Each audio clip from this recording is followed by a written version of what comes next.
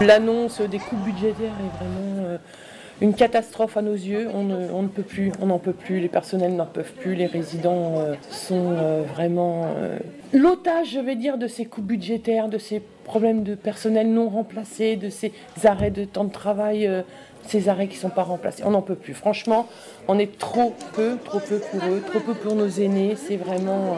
Nous sommes un pôle, nous avons 3 établissements. Ça fait 210 lits à peu près.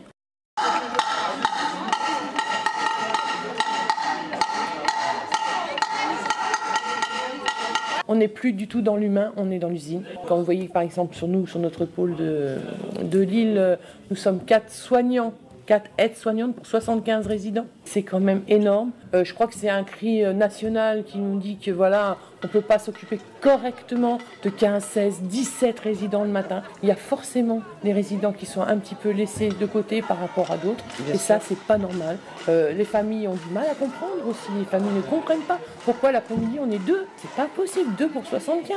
On est des fois 2,5, voire 3 quand tout va bien, mais on est tout le temps en effectif réduit.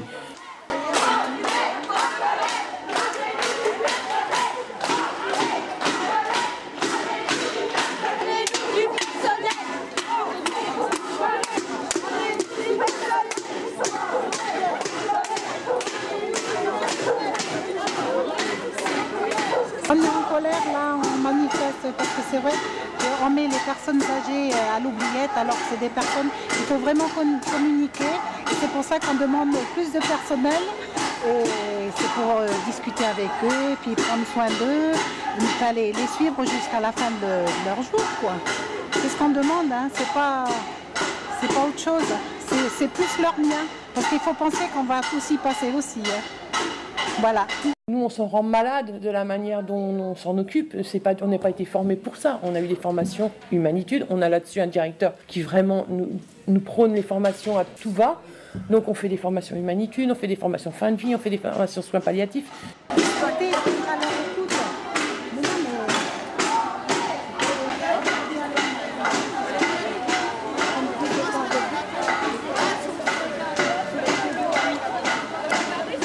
Ça ne date pas d'aujourd'hui, je dirais, il y a à peu près, on va dire une bonne dizaine d'années que ça commence à vraiment se dégrader. Moi, ça fait 25 ans que je fais ce métier-là. On avait le temps pour parler à nos résidents. Quand une personne était en fin de vie, on prenait le temps de s'asseoir et de lui tenir la main. Maintenant, ça devient impossible, ce n'est plus possible. Ils partent, ils sont seuls. Même si on fait le maximum parce qu'on va prendre sur notre temps personnel, parce que voilà, on a des affinités avec certaines personnes plus qu'avec d'autres, hein, même si c'est pas... Voilà, mais ça fait une bonne dizaine d'années que c'est de pire en pire. Les cuisines, ils sont vraiment très peu parce qu'en plus, ils ont le portage des repas en plus qui se fait.